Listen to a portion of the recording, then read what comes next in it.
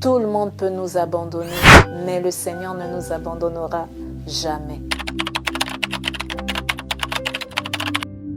Bonjour, je suis Stony Lapi Adumbo Aleka, sous le nom de Stony là en tant que chanteur, artiste gospel. J'ai commencé la musique, on va dire, dans l'église, donc à Bethany au Gabon, où j'étais dans le groupe de louanges, le groupe Flambeau, donc dans les années 2000. C'est là que j'ai commencé à diriger des réunions, à conduire des temps de louange pendant les cultes. Et c'est comme ça que partout où je suis passée, donc dans les villes ou les pays où j'ai pu aller, j'ai conduit la louange dans les églises dans lesquelles j'ai été membre. Donc c'est un peu ça mon parcours, on va dire, musical. Ça a commencé à l'église.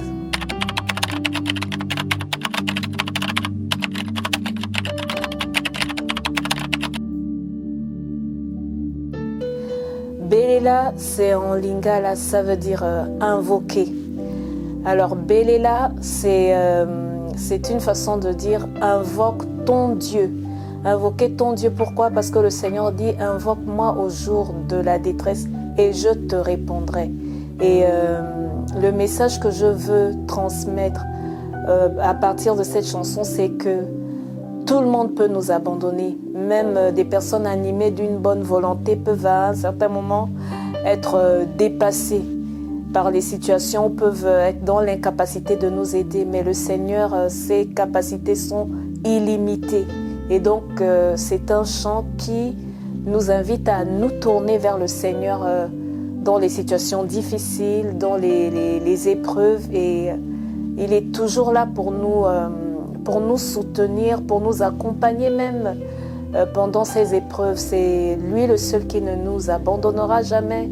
C'est lui le seul qui ne nous laissera jamais tomber, quelle que soit la grandeur, la force de l'épreuve. Lui sera toujours là.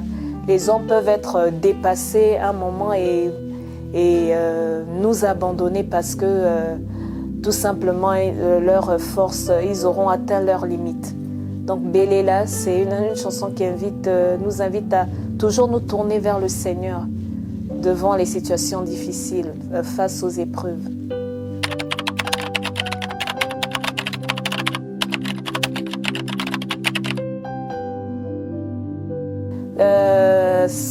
C'est les deux.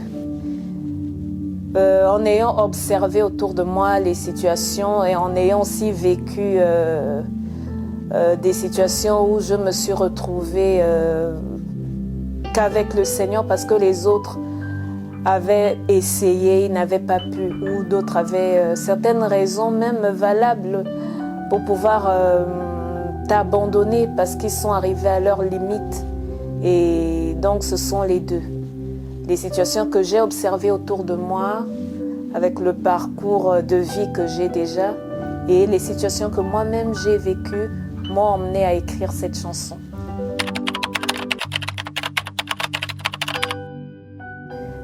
C'est vrai que je suis gabonaise de père et de mère, de grands-parents aussi, d'arrière-grands-parents. Je suis gabonaise à 100%. Mais le lingala, c'est une langue qui m'a influencée depuis mon enfance. Les parents écoutaient la musique congolaise, les voisins, je pense que la plupart des gens ont cette histoire-là. Donc écouter les Franco, les Taboulé, les autres chanteurs congolais. Et ce qui m'intriguait, c'est qu'on ne comprenait pas ce qu'on disait dans ces chansons. Mais on les chantait, on les dansait sans comprendre ce qu'on y disait.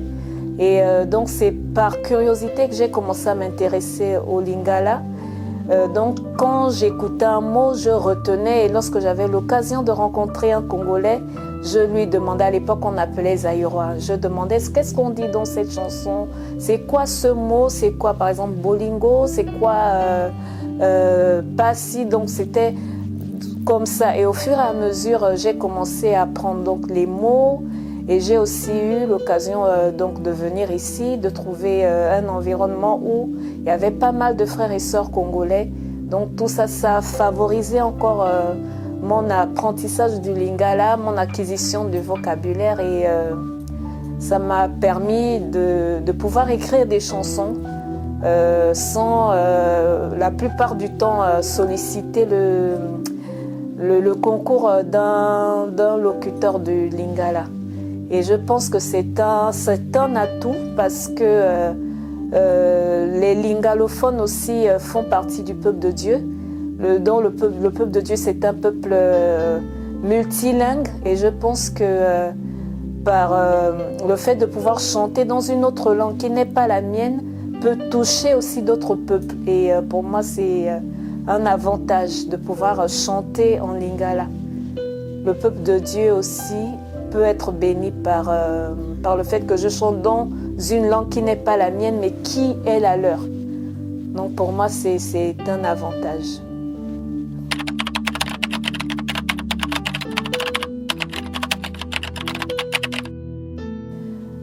Bon, pour l'instant, je n'ai que des retours positifs. Et ce qui est même encore plus surprenant, c'est que une de mes mamans, parce que je suis une bantou, donc mes tantes sont mes mamans, elle était ravie de ce chant, donc Belela.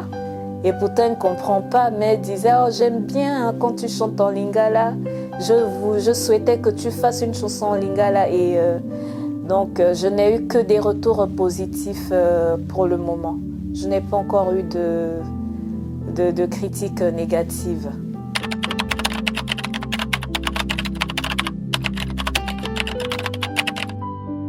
Ah, il y a énormément. Vraiment, je ne sais pas qui citer. Quand j'étais enfant, il y avait des cassettes Kembo Kembo. C'était un groupe de louanges, je crois, du Congo, je crois, Brazzaville. Leur façon de chanter m'a marqué énormément. C'était naturel, c'était simple. Et il y a aussi également des chantres, des grandes sœurs du groupe donc Flambeau dans lequel j'ai évolué lorsque j'étais au Gabon. Donc je les salue.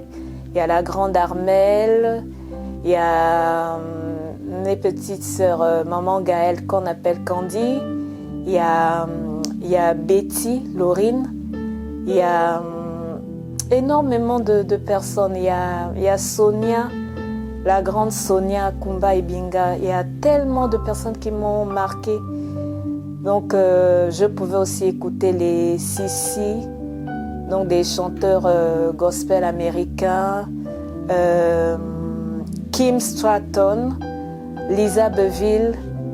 Énormément, en fait, il y a eu plusieurs styles musicaux gospel qui m'ont influencé, que ça soit traditionnel, que ça soit moderne. J'ai beaucoup d'influences. Il y a les Madredman, il y a plein, il y a des Anglais, il y a plusieurs peuples qui m'ont influencé dans ma manière de conduire la louange, dans mon parcours musical. C'est énormément d'influence.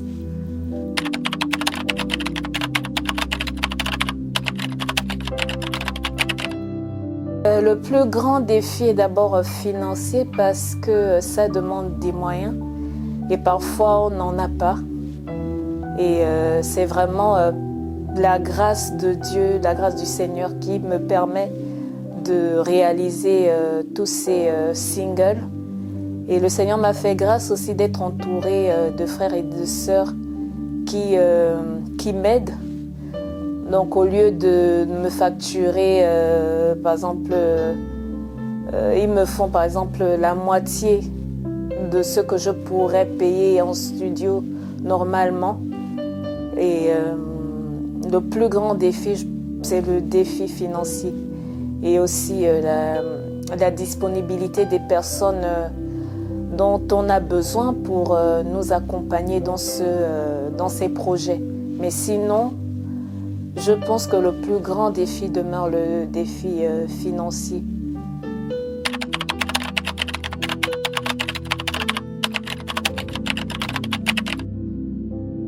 Oh, je pense que la femme a une grande place énormément parce qu'on a pu remarquer qu'il y a énormément de femmes dans le milieu gospel et qui contribuent à l'édification du corps de Christ, qui contribuent à la fortification, à l'encouragement du peuple de Dieu et je pense que la femme a une place très importante dans le gospel pour l'avancement de l'œuvre du Seigneur.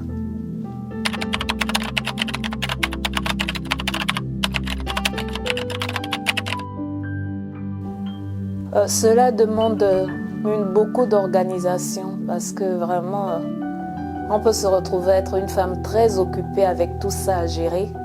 Mais par la grâce de Dieu, je m'en sors. C'est une grande organisation. Je remercie mon mari parce que c'est lui qui est souvent là pour garder les enfants. Lorsque je dois me déplacer pour le tournage d'un clip ou pour un enregistrement en studio, c'est lui qui s'occupe des enfants. Donc je le remercie pour ce relais, pour cette présence, pour me faciliter la tâche dans la gestion de tout ça. Donc c'est vraiment une grande organisation qu'il faut pour pouvoir concilier tous les domaines de sa vie.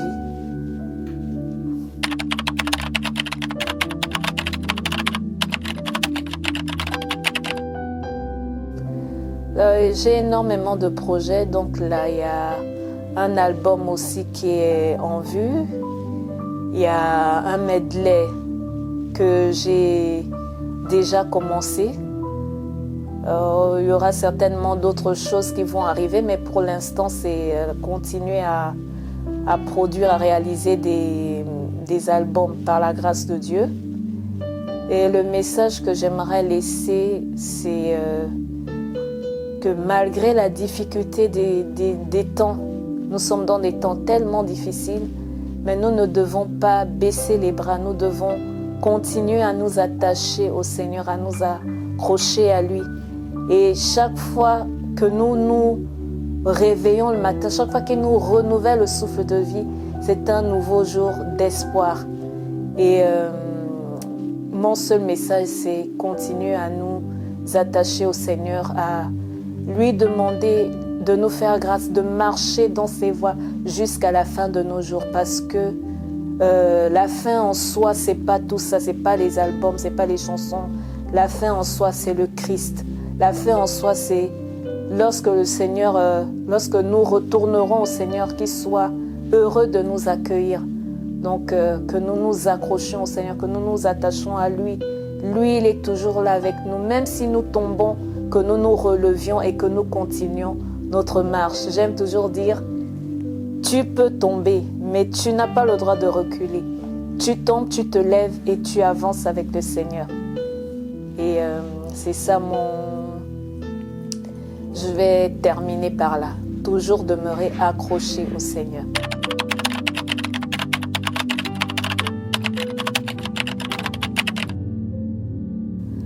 Cette phrase serait: tout le monde peut nous abandonner, mais le Seigneur ne nous abandonnera jamais.